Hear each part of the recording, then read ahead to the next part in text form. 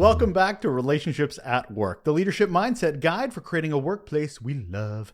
I'm your host, Russel Lolacher, a communications and leadership nerd with a couple of decades of experience in both of those areas and a whole heap of curiosity on how we can make the workplace better. Now, if you're a leader trying to understand and improve your impact on work culture and the employee experience, you're in the right place.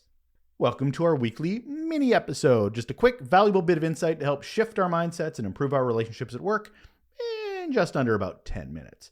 So in this episode, what we're doing, we're on the lookout. Where, oh, where are our leadership reviews? Performance reviews are fine. They're fine. Obviously, they need to exist. It shows how we're moving the needle to our work goals. There is a problem, though. They are usually limited to just productivity, maybe personal developments in there as well. Did you do a thing? Did you complete the course? Did you save the money? It's mostly a checkbox check-in. Sure, again, those are important. We need to have conversations around these topics. We have to. Productivity matters in the workplace. But do you notice they are far more about measuring a to-do list than having any real focus on any human centricity? You know, the leadership part. So what are we telling our leaders? What are we telling our cultures if this is what we prioritize as success and as worthy of a check-in when these other things aren't? That this is the most important thing. A leader who's encouraged to focus solely on productivity will probably achieve those short-term goals, but also could inadvertently create a toxic or unsustainable work environment because the things that create a healthy environment are minimized and not prioritized. We're promoting the destination, not the people we're on the journey with. Basically, the end does justify the means. But here's the thing. If we want a healthy culture, a healthy organization, the end can't justify the means. And the means are the humans and their experience. So in contrast, measuring cultural impact takes into account a leader's contribution to the organization's values, behaviors, overall work environment, which has profound implications for things like employee engagement, retention, and the organization's reputation, not only internally, but externally. So let's imagine a world where we focus on reviewing leadership and cultural impact over just completing a to-do list. Leadership is a continued conversation of learning, adjusting, reinforcing, connecting, and communicating, real communications. What an amazing opportunity we have to ensure those conversations happen and happen often, if not even more so than a performance or productivity review. What an opportunity to see how leadership is currently impacting work culture and getting a chance to address bad behaviors and reinforce healthy intentions. You can catch things before they become real problems and tweak things with leaders who are looking to be better leaders. So let's talk about leadership reviews. Let's talk to our leaders, but also let's make a point that we also talk to those that report to them, because we're here to help them on their journeys too. It's the leadership journey and the employee journey that we're trying to impact positively.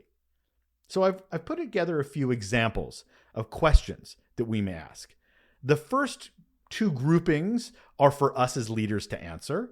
And the third is an example of questions for those team members that report to the leader. So, leadership review. How have you helped your team members demonstrate leadership day to day? How did you resolve a conflict or disagreement? And where does your relationship sit now? How do you know if your relationships with your team member is good or bad? What are ways you are personalizing the employee experience for your team members? What are you specifically doing to help your team members develop for the next stage in their careers? How are you connecting your team members' work to the value and impact it provides?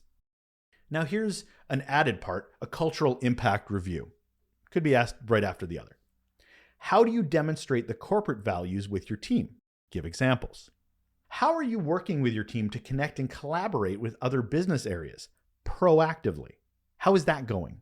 How are you telling the story of your team to the larger organization? So we've wrapped up our leadership review and our cultural impact review. The last set of questions are VOE, or voice of employee review, as it pertains to the particular leader. How have you benefited in your role having blank as your leader?